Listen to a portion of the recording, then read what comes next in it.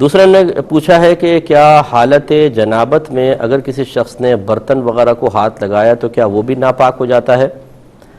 دیکھیں یہ جو جنابت ہوتی ہے یا حالت حیض ہوتی ہے یا بے وضو پن ہے، یہ حکمیہ نجاستیں کہلاتی ہیں۔ حکمیہ کا مطلب یہ ہے کہ نہ ان کو آپ دیکھ سکتے ہیں، نہ ان کی کوئی اسمیل ہوتی ہے، نہ چھو سکتے ہیں۔ گویا کہ یہ ایسی نجاستیں ہوتی ہیں جو چھٹ کر کسی اور چیز کو نہیں لگتی ہیں۔ لہٰذا اگر کوئی حالت جنابت میں ہے، اس نے کسی برتن کو ہاتھ لگا لیا یا اس کے جسم پہ کپڑے ہیں اور وہ ناپاک نہ ہوئے ہوں، اس نے حالت جنابت میں کپڑے پہن لیے ہیں اور اس پہ کوئی ناپاکی نہیں لگی، تو صرف جنابت کی حالت میں پہننے کی وجہ سے یہ کپڑے ناپاک نہیں ہو جائیں گے، یہ پاک ہیں، وہ نہانے کے بعد انہی کپڑوں کو دوبارہ پہن سکتا ہے۔ تو امید ہے کہ آپ سمجھ گئے ہوں گے۔ ایک یہ پہلے ابھی کے لے لیتے ہیں کویسچنز۔ حلالہ کے بارے میں بتایا تھا تو کسی نے کہا کہ معاذ اللہ ثم معاذ اللہ، یہ بکواس ہے، اسلام میں ایسی کوئی سختی نہیں ہے، اور اگر ایسی ہو تو میں مذہب بدلنے میں 1 منٹ نہیں لگاؤں گا۔ دیکھیں یہ وہی جاہل لوگ ہوتے ہیں جنہوں نے اپنے دین اسلام کو کبھی نہیں سیکھا، اس سے مذہب کا مفہوم معلوم کر لیں، مجھے یقین ہے کہ وہ مذہب کا معنی بھی نہیں بتا سکتا۔ اور یہ اسی قسم کے لوگ ہوتے ہیں کہ جو شرعی احکام کو عقل کے ترازو میں پرکھتے ہیں، پھر ان کی ننھی منی سی عقل میں جو بات آتی ہے اس کو قبول کر لیتے ہیں، اور جو ان کی ناقص عقل قبول نہیں کر سکتی اس کا صراحتاً جرأت مندی کے ساتھ انکار کر دیتے ہیں۔ دنیا میں شاید ان کو پتہ نہ چلے، لیکن جب موت کا جھٹکا لگے گا، جب یہ قبر میں پہنچیں گے، جب میدان محشر میں اللہ کی بارگاہ میں حاضری ہوگی، اس وقت ان کو آٹے دھال کا بھاؤ پتہ چل جائے گا کہ ایک عام آدمی کے سامنے دنیاوی معاملے میں اس طریقے سے الٹی سیدھی باتیں کرنے کا کیا نتیجہ ہوتا ہے، اور دین کے معاملے میں بغیر علم کے اس طرح اپنی زبانیں کھول دینے کا کیا برا انجام ہوتا ہے، یہ اچھی طرح سمجھ میں آ جائے گا۔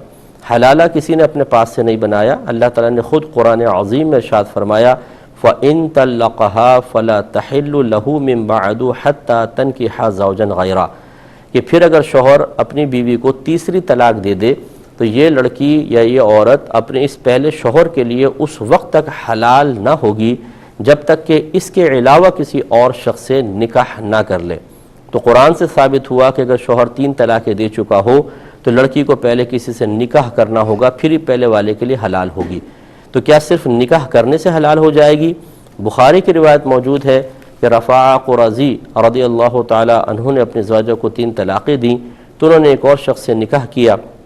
اور پھر وہ سرکار صلی اللہ علیہ وسلم کی خدمت میں حاضر ہوئیں اور عرض کی کہ ابھی میرا اور جو میرے دوسرے شوہر ہیں ان کا کوئی تعلق قائم نہیں ہوا ہے، تو کیا میں پہلے شوہر کی طرف لوٹ سکتی ہوں؟ رحمت کونین صلی اللہ علیہ وسلم نے ارشاد فرمایا کہ نہیں، جب تک کہ تو اس کا اور یہ تیرا کچھ شہد نہ چکھ لے۔ یہ کنایتاً اور شرم کے ساتھ سرکار نے بیان فرمایا، جس کی شرح یہ ہے کہ سرکار صلی اللہ علیہ وسلم نے فزیکلی طور پہ جسمانی تعلق کو لازم قرار دیا ہے۔ اب یہی ہم بتاتے ہیں کہ حلالہ یہی ہے کہ جب پہلا شوہر طلاق دیتا ہے، پہلے عورت اس کی عدت گزارے، یعنی 3 طلاقیں دے دے تو عدت گزارے، پھر اس کے بعد پری پلان نہیں بلکہ اپنی مرضی سے کسی شخص سے نکاح کرے، ان میں باقاعدہ جسمانی تعلق قائم ہو، پھر یہ دوسرا شوہر فوت ہو جائے یا اپنی مرضی سے زوجہ کو طلاق دے دے، پھر یہ اس کی عدت گزارنے کے بعد پہلے شوہر کے پاس واپس آئے گی۔ عدت کا حکم بھی قرآن میں موجود ہے، اور یہ حلالہ کا جو مطلب نکاح کرنا اور جسمانی تعلق قائم کرنا، یہ بھی میں نے آپ کو قرآن و حدیث سے بتایا۔ اب اس جاہل انسان سے یہ پوچھا جائے کہ تم کس طریقے سے انکار کر رہے ہو؟ کیا تم قرآن کا انکار کرنا چاہتے ہو، حدیث کا انکار کرنا چاہتے ہو؟ اگر تم کہتے ہو کہ نہیں، تو پھر قرآن یا حدیث سے کوئی ایسی آیت یا حدیث لا کے بتانا تمہاری ذمہ داری ہے کہ 3 طلاق کے بعد بغیر نکاح کے اور بغیر جسمانی تعلق قائم کیے وہ پہلے شوہر کے لیے دوبارہ حلال ہو جائے، اور جب نہ پیش کر سکے تو اسے چاہیے کہ آئینے میں کھڑے ہو کر ذرا تھوڑا سا اپنے آپ کو اچھی طریقے سے لعنت ملامت کرے کہ اس طریقے سے دین کے معاملے کو بکواس کہنا کس قدر برا تھا، یہ خود تم نے بکواس کی ہے، شریعت معاذ اللہ ثم معاذ اللہ کوئی ایسی بات غلط نہیں کہتی ہے۔ اب اس نے چونکہ یہ کہا کہ اگر یہ ایسا ہی ہے تو میں اپنا مذہب بدل لوں گا،